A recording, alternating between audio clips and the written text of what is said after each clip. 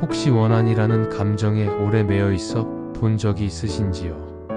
누군가에게서 받은 상처가 너무 커서 시간이나 노력으로도 도무지 지워지지 않은 채 가슴 한구석에 미움으로 굳어버린 상태를 말입니다. 머리로는 이 미움을 놓아야 한다는 사실을 알지만 감정은 쉽게 따라주지 않아서 날카로운 기억이 계속 떠올라 괴로움을 겪게 됩니다. 이러한 원한이 깊어지면 마음의 상처가 더 커지고 그것이 결국 또 다른 괴로움과 번뇌를 불러오기도 합니다. 부처님께서는 이처럼 원한에 매여 사는 삶이 얼마나 우리를 힘들게 하는지 여러 가르침을 통해 말씀하셨습니다. 오늘은 이 가르침에 기대어 어떻게 하면 내면에 쌓인 미움을 풀고 용서를 통해 마음의 치유와 평온을 되찾을 수 있는지를 한층 더 깊고 구체적으로 살펴보려 합니다. 먼저 원한이라는 감정이 우리를 어떻게 괴롭히는지 그 허상에 대해 이야기해보고 싶습니다. 원한은 대부분 상처받은 기억에서 시작됩니다. 어떤 사람이 나에게 몹쓸 짓을 했다거나 모욕적인 말을 했다거나 혹은 나의 소중한 사람이나 재산에 손해를 끼쳤다는 이유로 마음 깊이 미움을 품는 경우가 많습니다. 시간을 좀 더 거슬러 보면 아주 작은 오해나 갈등에서 비롯된 것일 수도 있고 정말로 크게 충격적인 사건일 수도 있습니다. 하지만 공통된 점은 그 사건이 이미 지나갔음에도 불구하고 마음이 과거를 계속 붙들고 있다는 사실입니다. 부처님 관련 경전에서 전해지는 예시이야기 중에는 한 농부가 이웃과 사소한 다툼을 한 이후로 매일 밤 그 일을 떠올리며 분노를 사귀지 못했다는 이야기가 있습니다. 그렇게 분노와 원망이 쌓이다가 점차 상대가 아니라 자신을 더욱 갉아먹게 되어 결국은 잠도 제대로 못 자고 바칠도 엉망이 되어버렸다는 것이지요. 이 이야기는 원한이라는 불길이 타인을 해치기 전에 먼저 내 마음을 불태운다는 점을 여실히 보여줍니다. 원한이 깊어질수록 그 불길은 쉽게 사그라지지 않습니다. 한번 꽁꽁 자리 잡은 미움은 매일 조금씩 더 자라나거나 혹은 일시적으로 사그라졌다가도 작은 자극이 있으면 다시 활활 타오릅니다. 예를 들어 그동안 잊고 지내다시피 했던 상처가 문득 대화 속에서 떠오르거나 비슷한 상황을 목격했을 때 갑자기 과거의 감정이 되살아나기도 합니다. 그렇게 되면 화가 다시 치밀어 오르면서 왜 내가 이런 고통을 겪어야 하나 하는 억울함이 마음에 쌓입니다.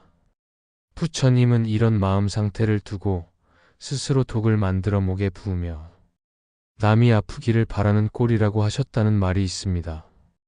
그만큼 원한은 실제로는 나를 갉아먹고 상처를 키우는 감정인데 정작 당사자는 그것이 타인을 벌주고 있다고 착각하는 경우가 많습니다. 결국 원한의 진짜 피해자는 미움의 대상이 아니라 바로 그 미움을 품고 사는 나 자신이라는 사실을 깨닫는 것이 첫 번째 단계라고 할 수 있습니다. 그렇다면 왜 우리는 미움을 버리지 못하는 것일까요? 사람마다 이유는 다를 수 있지만 대개는 상대가 내게 줬던 고통이나 억울함이 너무 커서 혹은 그로 인한 상처가 날 배신한 듯한 기분 때문에 그렇다고 설명할 수 있습니다. 때로는 자존심이 상처를 입어서 내가 먼저 손을 내미는 것이 지는 것처럼 여겨지기도 합니다. 하지만 부처님은 오히려 그러한 자존심이야말로 더 큰 괴로움의 씨앗이라고 가르치셨습니다. 부처님 당시에 어떤 농부가 있었습니다. 그 농부는 이웃과 물 때문에 싸워서 자신의 밭에 물을 끌어오는데 방해를 받자 이웃의 물길을 막는 방식으로 복수하고자 했습니다. 처음에는 통쾌한 느낌이 들었지만 나중에는 이웃이 결국 더 심한 방식으로 보복해 오면서 문제가 눈덩이처럼 커졌습니다. 마을 사람들도 두 사람 사이를 중재하기 어려울 정도로 극단적인 갈등으로 번졌는데 그 과정에서 두 사람은 이미 밭농사도 제대로 하지 못할 만큼 지치고 몸과 마음이 모두 상처 입었다고 합니다. 부처님이 이를 전해 들으셨을 때 두 사람의 진짜 고통은 서로에 대한 미움에서 비롯된 것이고 사실 그 미움은 밭에 물을 대지 못한 데서 오는 불편보다 훨씬 더 큰 상처를 주고 있다고 일깨워 주셨다고 합니다. 이쯤 되면 사람들은 미움이 해롭고 괴롭다는 것을 머리로는 이해하게 되지만 실천적으로 어떻게 용서를 해야 할지는 쉽지 않다고 하소연합니다. 그래서 부처님께서는 자비심을 키우는 것이 중요하다고 거듭 말씀하셨습니다.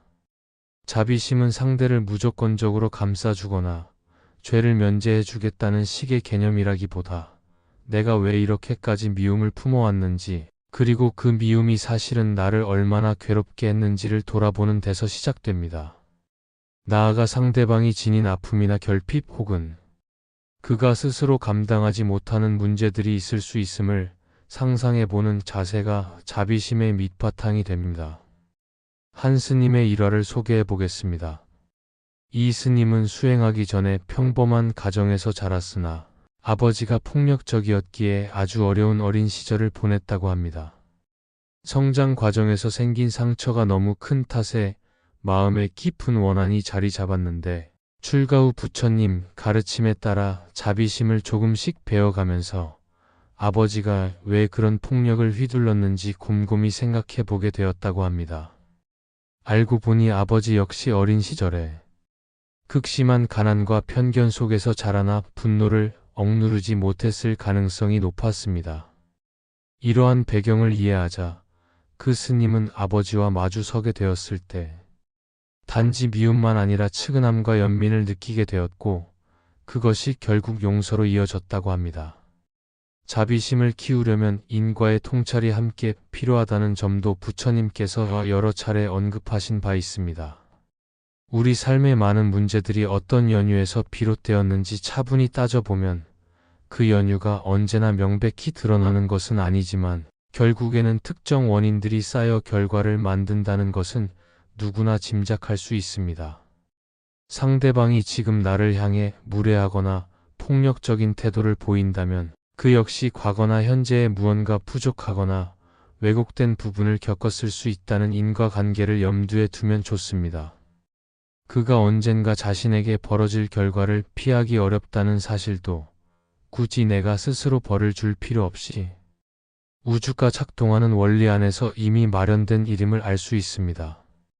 예를 들어 한 스님이 길에서 만난 도둑에게 금품을 빼앗기는 사건이 있었습니다. 스님은 그 순간 큰 충격을 받았지만 나중에 부처님 말씀을 떠올리며 훔친 이는 결국 언젠가 훔친 행위에 따른 업을 스스로 짊어질 수밖에 없다고 받아들였다고 합니다. 그렇다고 피해 사실이 없어지는 것은 아니지만 분노에 사로잡혀 복수하려는 마음을 굳이 가질 필요가 없음을 깨달았다는 것이지요. 이러한 통찰이 있어야 용서라는 실천이 가능해집니다. 내 마음이 혹독한 처벌로 상대를 징벌하려는 데 집착하지 않게 되므로 원한의 씨앗이 조금씩 약해지는 것입니다. 관세음의 마음은 여기서 한 걸음 더 나아간 예가 될 수 있습니다. 관세음이 세상의 모든 목소리를 듣고 나서 그 괴로움을 품어준다고 하지요. 용서를 하기 위해서는 사실 먼저 상대의 이야기를 들어주는 과정이 필수적입니다. 상대 역시 어떤 처지였는지, 왜 그런 방식밖에 선택하지 못했는지, 혹은 어떤 어둠 속에 빠져 있었는지 들으려는 시도가 없으면 우린 단지 일방적으로 미움을 품은 채 그 미움을 내려놓으려야 내려놓기가 쉽지 않습니다. 한 젊은이의 일화를 떠올려 보겠습니다. 그는 동네 사람들에게 따돌림을 당하면서 자랐고 커서는 그들을 증오했습니다. 그러나 우연히 다시 마을에 들러 옛 친구들과 대화를 하게 되었고 그 친구들이 왜 그때 그를 멀리했는지를 알게 되었습니다. 알고 보니 그 젊은이의 가정 문제나 당시 겪었던 불미스러운 사건을 어린 마음에 어떻게 이해해야 할지 몰라서 어색하게 멀어진 것뿐이었답니다. 친구들에게 그런 사정이 있는 줄 몰랐던 그 젊은이는 그 억울한 마음을 조금씩 녹여낼 수 있었습니다. 물론 모든 상황이 이렇게 쉽게 풀리지는 않겠지만 가장 첫걸음은 상대의 목소리를 듣고 그를 제대로 마주하는 데 있다는 점을 잊지 말아야 합니다. 그러나 용서를 실천하는 과정에서 가장 큰 걸림돌 중 하나는 누가 먼저 사과하고 누가 먼저 화해 손을 내미느냐는 부분입니다. 많은 사람이 상대가 먼저 잘못을 인정해야 내가 비로소 용서를 생각해 볼 수 있겠다고 말합니다. 하지만 부처님의 가르침은 언제나 내가 먼저 양보하고 내려놓는 것이 결국 더 큰 자유를 주는 길이라고 말해줍니다. 화해는 단순히 누구의 잘못을 인정하는 이슈가 아니라 서로가 미움을 버릴 기회를 잡는 문제에 가깝기 때문입니다. 한편 옛날 이야기 중에 오랜 원수, 집안끼리 갈등이 심각해서 계속 벌어지는 복수극을 중재하려고 스님이 찾아왔다는 전설이 있습니다. 스님은 두 집안의 대표를 한자리에 모으고 먼저 화해하자고 말한 쪽이 진정으로 부처님의 가르침에 가까운 삶을 사는 것이라고 밝혔습니다. 순간 분위기가 얼어붙었지만 몇 번의 침묵 끝에 한 사람이 먼저 머리를 숙이면서 모두가 놀랐다고 합니다. 이는 상대보다 내가 먼저 손을 내미는 것이 패배나 굴욕이 아니라 사실은 마음의 업을 덜어내고 나 자신에게 자유를 주는 길이라는 사실을 여실히 보여줍니다. 여기에는 무아의 통찰이 깊숙이 깔려 있다고 볼 수 있습니다. 나를 완벽히 지키고 내 감정이나 자존심을 한치도 양보하지 않으려는 마음은 결국 고통이 영원히 풀리지 않도록 만드는 촉새가 됩니다. 부처님은 수많은 경전을 통해 나라는 존재가 고정된 실체가 아니라고 강조하셨습니다. 예를 들면 애지중지하던 재물이나 명예가 하루아침에 사라질 수도 있고 건강이 언제 무너질지 모르는 것이 인생이라고 하셨습니다. 이런 원리에 비추어 볼 때 사실 내 잘못이나 남의 잘못에 대한 집착도 무상하고 가변적인 것일 수 있습니다. 길게 보면 인생 전체를 더 풍요롭게 하는 것은 자존심을 지키려는 완고함보다는 용서로 인한 마음의 평안이겠지요. 한번 이런 시선으로 바라보기 시작하면 내가 왜 이렇게까지 미움에 매달려 왔는지 스스로에게 묻게 됩니다. 그리고 그 질문에 진지하게 답하다 보면 차츰씩 미움의 무게를 내려놓을 힘이 생겨납니다. 그렇게 원한을 풀고 용서를 선택했을 때 찾아오는 가장 큰 변화 중 하나는 마음의 평온 회복입니다. 처음에는 그 사람을 용서한다는 생각이 억울하거나 아니면 내가 호락호락해지는 것은 아닌지 두려울 수 있습니다. 그러나 실제로 한 발짝 내디뎌본 사람들의 경험담을 들어보면 오히려 자기 마음에 엄청난 해방감이 찾아온다고 고백합니다. 예전에 무언가에 매어있던 감정의 사슬이 끊어지는 기분이 드는 것입니다. 한 스님이 이런 말을 했다고 전해집니다. 용서는 상대를 위한 것처럼 보이지만 사실은 자기 스스로의 구원을 위한 행위라고 말이지요. 그 스님도 한때 학교 시절에 큰 왕따를 당했던 기억에 시달려서 출가 후에도 그 상처가 쉽게 사라지지 않았다고 합니다. 어느 날 수행을 하다가 그를 괴롭힌 아이들에 대한 원한을 놓아주기로 결심했고 마음속으로 여러 차례 그들의 안녕을 기원했습니다. 처음에는 가짜로 하는 듯한 느낌이었지만 시간이 지나자 내면이 점차 풀어지고 그토록 괴롭히던 악몽도 줄어들었다고 합니다. 결국 용서는 내 마음의 공간을 만들어주고 나를 괴롭히던 기억들을 치유하는 강력한 힘이 되어줍니다. 더 깊이 들어가면 그렇게 원한을 털어내고 용서를 실천함으로써 업장을 소멸시키는 길을 열 수 있다는 불교적 관점도 존재합니다. 업장이란 과거 행위의 결과가 쌓여서 생긴 장애물이나 괴로움을 뜻합니다. 상호 간의 미움과 원한이 계속 이어지는 것은 바로 그 업장에 갇혀 서로에게 다시 상처를 주고받는 반복을 야기합니다. 예전부터 내려오는 이야기 중 하나로 서로 철천지 원수가 되어 평생을 싸우고 죽음을 맞은 두 사람이 다음 생에서도 동일하게 원수로 만나 안갚음을 이어갔다는 전설이 전해집니다. 이는 미움의 인연이 끝없이 이어질 수 있음을 암시합니다. 그러나 한쪽이라도 먼저 그 사슬을 끊어버리고 자비와 용서를 실천한다면 더는 악연이 이어지지 않게 된다는 뜻이기도 합니다. 어떤 스님은 옛 기록을 언급하면서 원한 관계였던 사람들이 끝내 화해에 성공하면 그 업의 무게가 사라져 다음 생에는 친밀한 인연으로 다시 만나 도와주고 함께 성장하는 모습을 보인다는 일화를 소개하기도 합니다.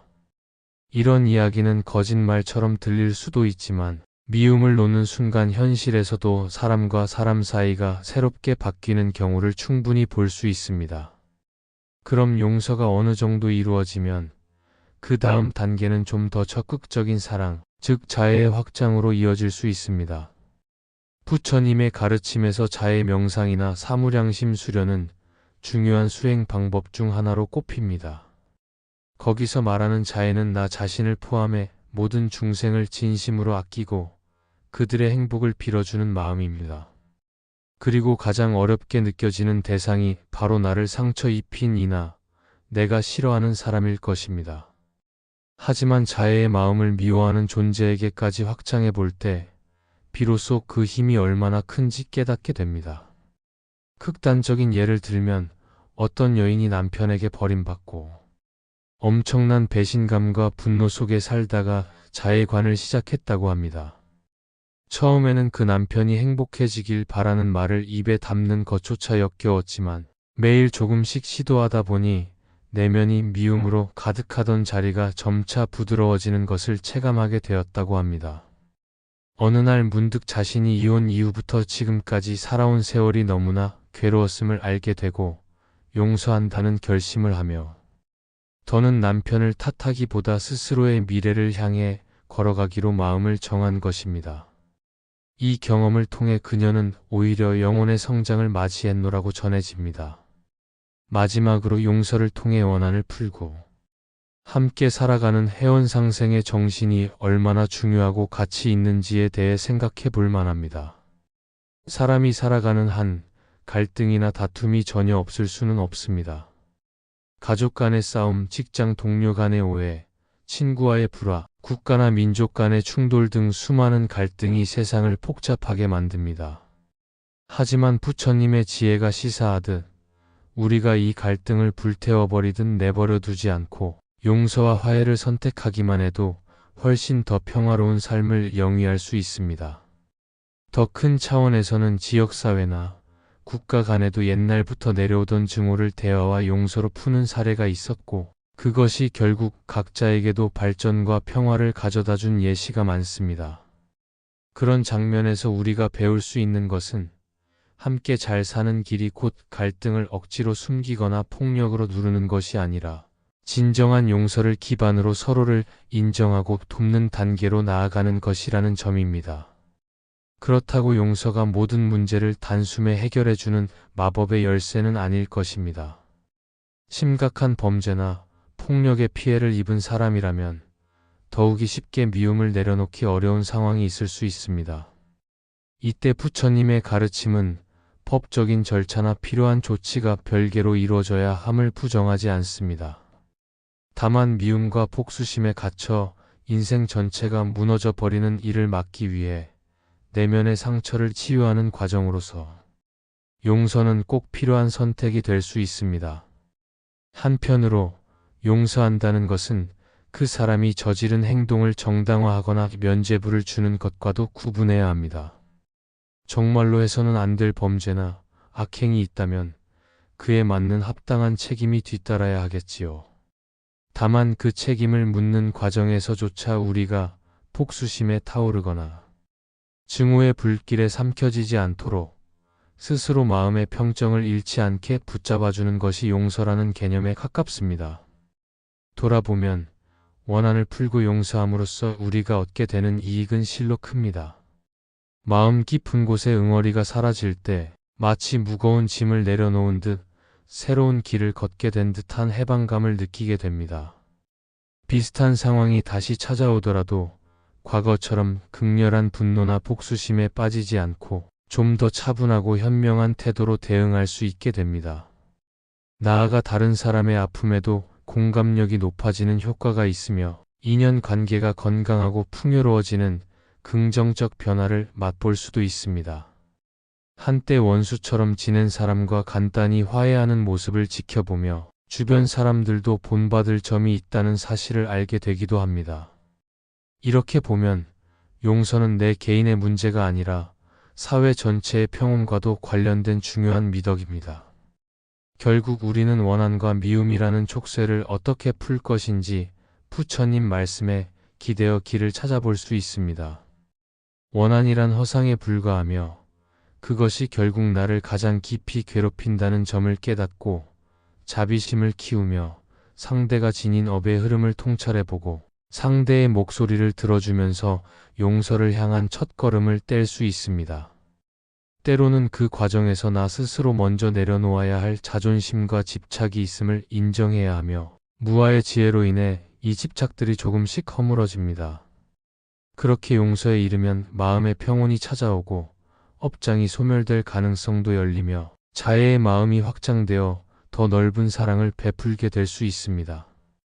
해원상생에 이르러 서로가 보듬고 함께 살아가는 경지로 나아갈 때 비로소 우리 삶에는 새로운 빛이 깃들고 번뇌가 한층 줄어든다는 것이 부처님의 오랜 가르침입니다.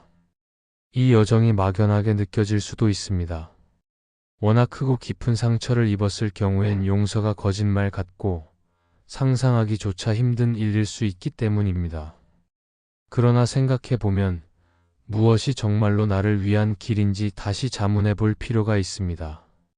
내가 미움을 품고 있을 때 과연 행복한 순간이 찾아올 수 있나요? 매번 그 생각이 고개를 들면 마음이 어두워지고 다른 즐거움도 누리지 못하게 되는 것은 아닌지요. 부처님은 누구에게나 그 마음을 돌아볼 수 있는 지혜와 용기의 씨앗이 있다고 말씀하셨습니다. 작은 선택이라도 좋으니 매번 분노와 증오로 치닫는 대신 이번에는 조금 덜 과격한 언행을 해보려는 시도부터가 시작일 수 있습니다.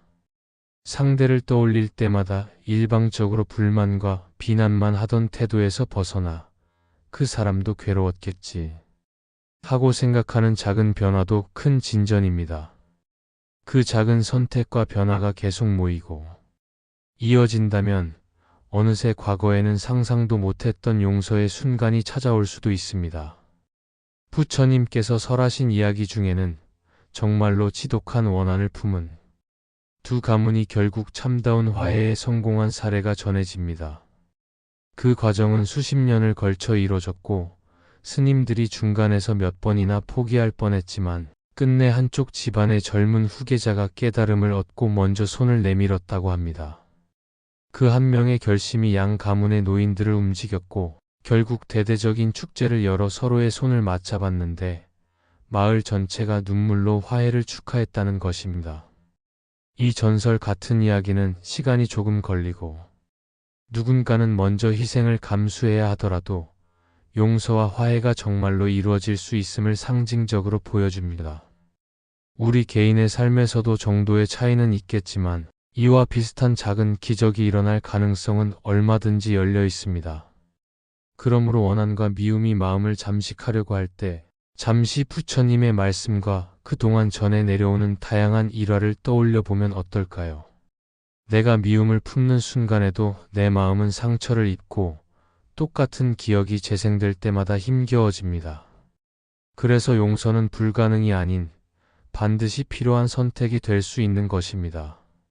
누군가가 나에게 심각한 범죄를 저질렀다면 당연히 법적인 절차나 피해 복구에 대한 조치가 뒤따라야 하겠지만 그렇다고 해서 내 내면까지 평생 그 범죄자에게 속박당할 필요는 없습니다.